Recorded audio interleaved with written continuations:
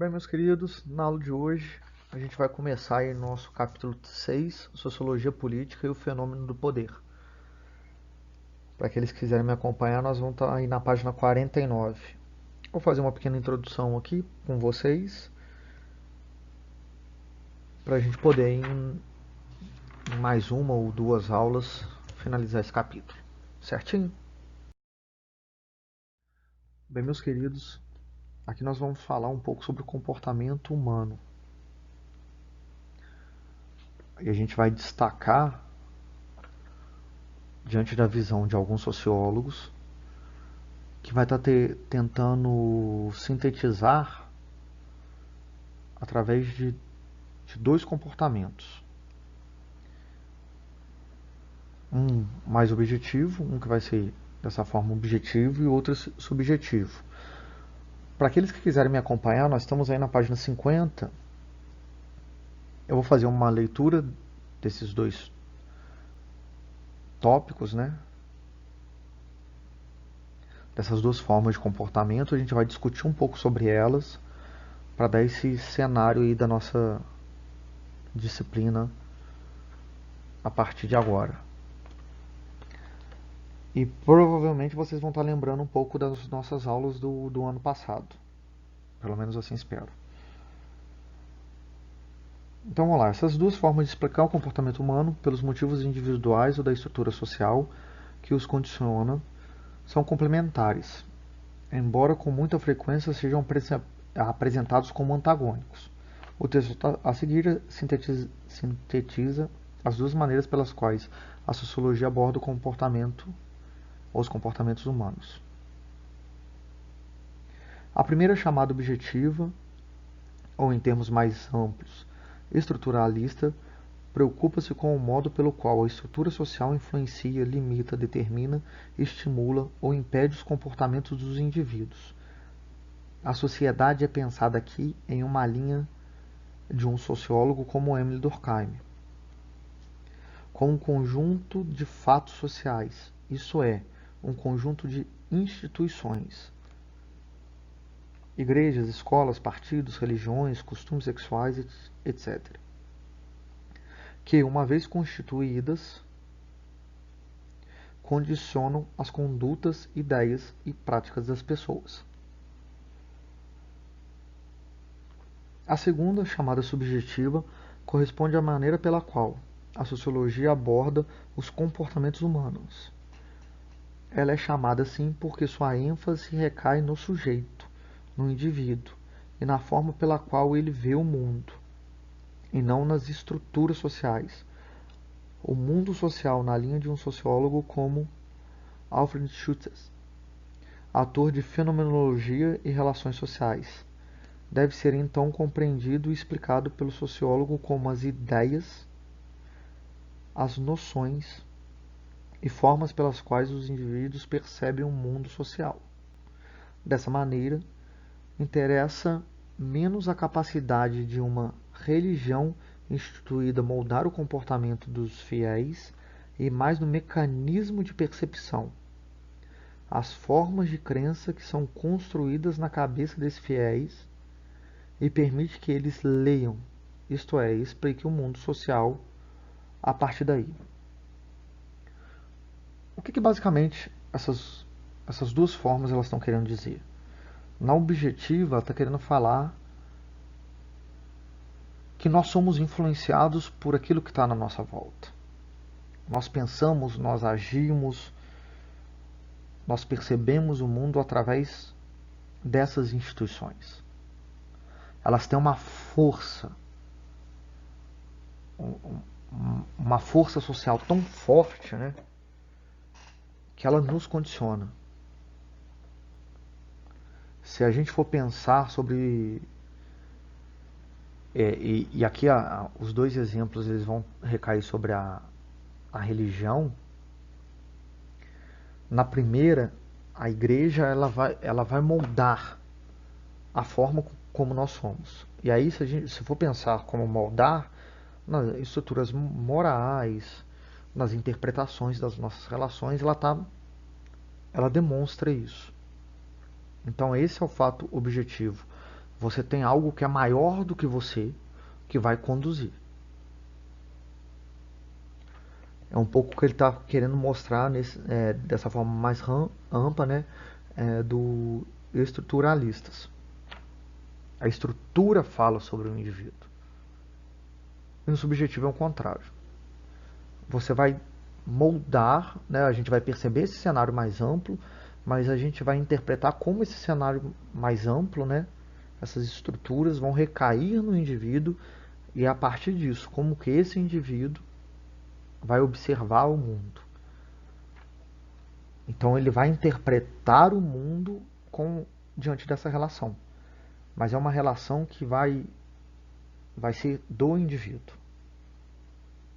Quando ele fala assim, como eu leio o mundo de um fiel, ele vai querer ver a religião e todo o mecanismo religioso que faz com que esse fiel leia o mundo. Na primeira, seria mais como essa igreja, né, essa religião, ela vai fazer com que o indivíduo simplesmente reproduza os seus ensinamentos. Na segunda, não. Não é só reproduzir. É entender como esses elementos vão fazer parte de um dia a dia, através das interpretações que são individuais. Então aqui parte desse indivíduo, o indivíduo enquanto autor das suas ações. Na primeira não, você tem uma estrutura, mesmo o indivíduo podendo pensar, criticar, ele vai ter aquela instituição que é maior do que ele, impulsionando ele a determinadas ações. Fica claro ou não? Aqui eu já abro um parêntese e peço para vocês, para a gente começar a usar um pouco mais o Google Sala de Aula, para aqueles que tiverem interesse, para lá a gente tá podendo discutir aquilo que vocês não estão entendendo, ou quiserem questionar, para não ficar única e exclusivamente lugar para a gente depositar atividades.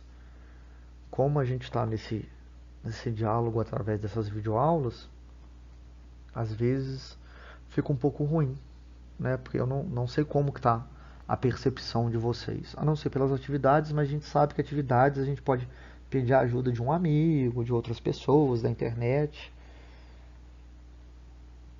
E isso acontece, mas também não é certo ou errado não, mas enfim. A gente usar o Google Sala de Aula para a gente poder estar trocando aí alguma informação que vocês acharem que esteja faltando, ou que vocês quiserem em função da complementação. Lembrando que essa primeira parte é só uma síntesezinha para a gente poder avançar. Nesse quadrinho aí, nessa página 50 mesmo, a gente tem uma fala de Bourdieu que ele vai falar, ó, as perspectivas objetivas e subjetivas na sociologia. Em termos mais gerais, a ciência social, tanto a antropologia como a sociologia e a história, oscila entre dois pontos de vistas aparentemente incompatíveis: o objetivismo e o subjetivismo. De um lado, ela pode tratar os fatos sociais como coisas, segundo a velha máxima do Durkheim. De outro lado, ela pode reduzir o mundo social a representações que dele se fazem os agentes. Então, a tarefa da ciência social constitui em produzir uma explicação das explicações, produzidas pelos sujeitos sociais. Portanto, assim como o subjetivismo predispõe o observador, o sociólogo, a reduzir as estruturas sociais às interações entre os agentes sociais, o objetivismo tende a deduzir ações e interações sociais da mesma estrutura. Consegue perceber isso? Então, e aqui é legal a gente fazer uma observação que essas duas coisas, muitas vezes elas são vistas como algo completamente distantes. Mas elas ajudam o cientista social a observar essa estrutura social, a observar as relações.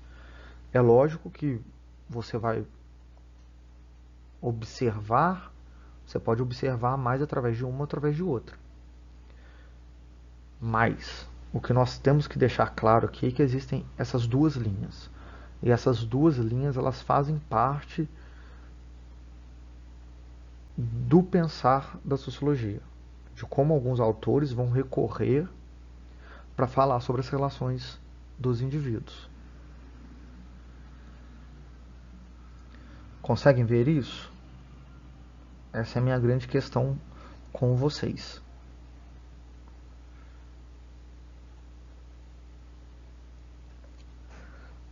Então é isso, meus queridos. Mas por que eu vou falar isso com vocês? Porque para frente a gente vai começar a discutir o que é política. Entender essa política, a gente vai ver essa política como o quê? Como uma estrutura que vai moldar as relações dos indivíduos, ou a gente vai ver essa ação dos indivíduos através da política para acionar uma forma de relação que não pressupõe essa estrutura fixa, firme. Um discurso que é mais da ordem do indivíduo. E aí?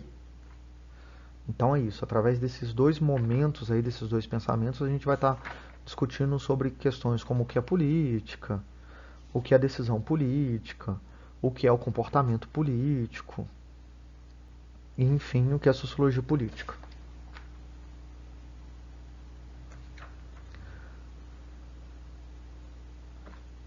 Certinho, meus queridos? Então lembrem disso, sempre quando a gente for falar agora, nessa área da política, e quando vocês perceberem algum estudo, algum relato de algum sociólogo, tentem enxergar disso, o que ele quer, o que ele está querendo ver, dessa forma mais objetiva ou mais subjetiva. E aqui a gente já viu que a gente pode acionar aquela velha guarda que tem um pensamento um pouco mais nessa ordem objetivista. E a galera mais moderna vendo sobre subjetivista. Mas isso não anula um ao outro. Certinho, meus queridos? Então, até a próxima.